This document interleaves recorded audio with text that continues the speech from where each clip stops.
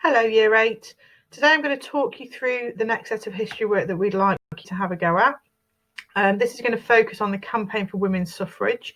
This is building on the information and the work you did in lessons all about the suffragists and the suffragettes. If you remember, the suffragists, peaceful, handing out leaflets; suffragettes, a little bit more violent. So this is all about women campaigning for the vote. So what we've got at the top here is your title. We've taken this from one of the BBC lessons, give you something a little bit different. If you want to have a look at the actual webpage with all the information on, then the link is there. It does also have some other videos on. So for extra information, if you click on that link, then you can have a look at those videos too. But you do not need to look at those videos to do the work. There is enough information on the sheet. So let's start off. We'll have a look at couple of keywords just to start you off with. So I've put it here for you to refer back to. The word militancy is used quite a bit. So we talk about the suffragettes being militant. And what that means is that they are confrontational and they are violent in their methods to try and get the vote for women. So these are the ones that do things like throw axes, smash windows, chain themselves to railings. They're more active. They're more what we call militant. They're doing more active things to try and get the vote. Okay, the other word is this idea of suffrage. So it's just another word that means the right to vote. So in this box here, you've got a little bit of a background about people getting the right to vote. Nowadays, we can all vote over the age of 18. And it's a right that we should all sort of be really pleased that we have. In Scotland, they've actually dropped it down to 16 and 17-year-olds in some of those elections as well. Okay, but that's not always been the case. So you've got a bit of background here about how people were trying to get the vote. It's a fight that was going on for quite a while in terms of just getting the vote for men, actually. And then obviously we're going to focus in on the fight for the vote for women. So that's the first thing. Have a read through that page there. The next page gives you a little bit of background again. Some of this will be familiar from the lessons that we looked at because we did give you some background about what the position of women was. So have another read through here. Anything that you think is kind of important, obviously you can highlight, you can pick up on, but this will give you again some background. We've then got the two groups we looked at. So the suffragists, if you remember, these were the more peaceful ones. So they would do things like this. They would have marches, they would have banners, they would make speeches. The other group is the suffragettes. These guys sort of stem off from the suffragists because they're getting frustrated that things are not happening. So they stem off into their own group and they become the suffragettes, okay, led by the Pankhurst. So Emmeline and then her daughters, Christabel and Sylvia as well. So that's the next page of information. Final page of information goes into some of the things that they actually did. Okay, so what we call civil disobedience because they're being quite violent. So breaking the windows, attacking politicians, setting the post boxes on fire. And then also they still do things like marches, but these sometimes ended up in more violent sort of actions as well. And then the last bit here is the kind of the end point that women get the vote in 1918 over the age of 30. And then in 1928, they get the vote over the age of 21. So that gives you sort of like the overall story there in that information. So a little bit of reading to get through. You've then got a range of tasks to do. So the first one is to actually read through some of the key events of what happened with the suffragettes. So we're starting in 1905. You read each description, 3 words or less to summarise. It may be that you think you can come up with 1 word to summarise that particular event. You just fill that in the box here. And then we're asking you to give it a rating out of 5 for militancy, for violence.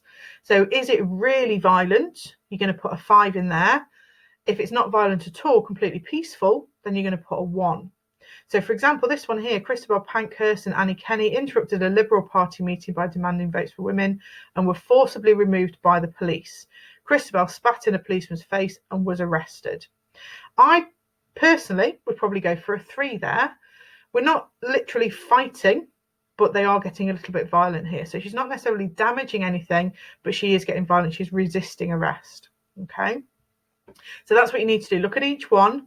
Can you summarise it in 3 words? And what do you think out of 5? Is it really violent? 5. Not violent at all? 4.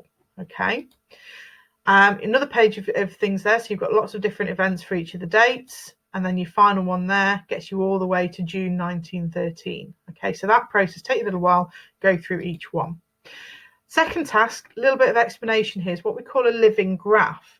So you're going to be using the table you've just filled in to create a living graph of suffragette militancy. Remember, militancy means violence. So what you're going to do is you're going to choose some of the key events for your table. I would suggest probably between 8 and 10. It's up to you how many you do.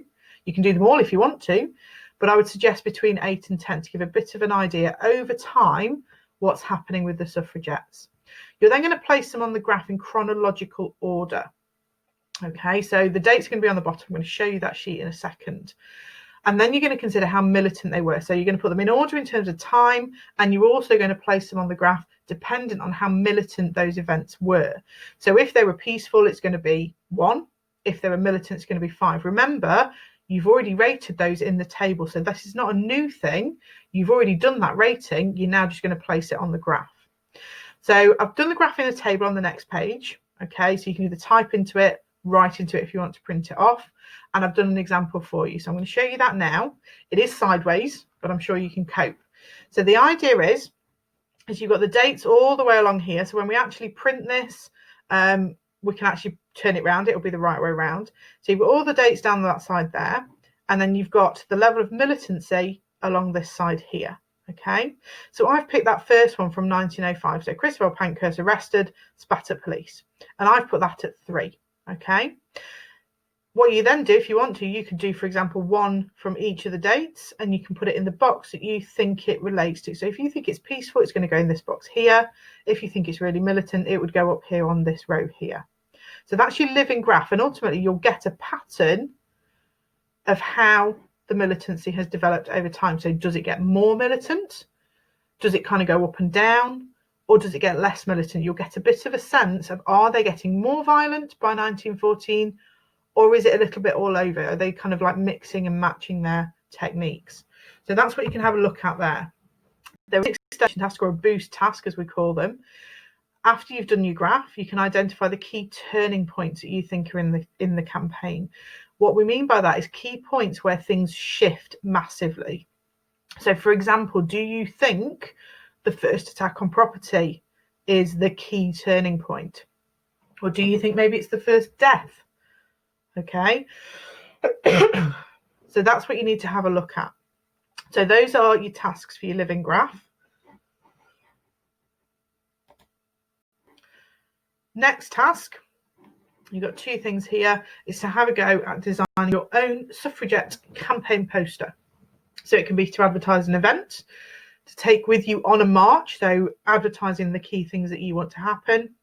You need some kind of powerful statement or slogan though. If we have a look at this example here, nice and clear, you've got votes for women really, really obviously on there.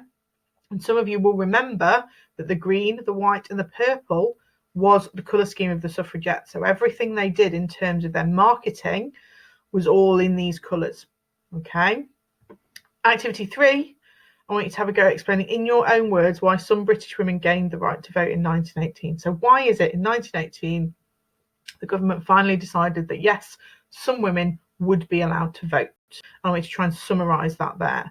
Key thing to remember is something very big happens between 1914 and 1918, World War One. Does that have an effect? Okay, and then the final page is left blank for you to do your poster on. Okay, so that's what we'd like you to work through over the next few couple of weeks, so next few lessons worth, building on your knowledge of the suffragettes. Okay, any questions, just email myself or Mrs. Wright, and if you're not sure, obviously we'll help you through that. Okay, hopefully you'll enjoy that and send us the work when you're done. Thank you.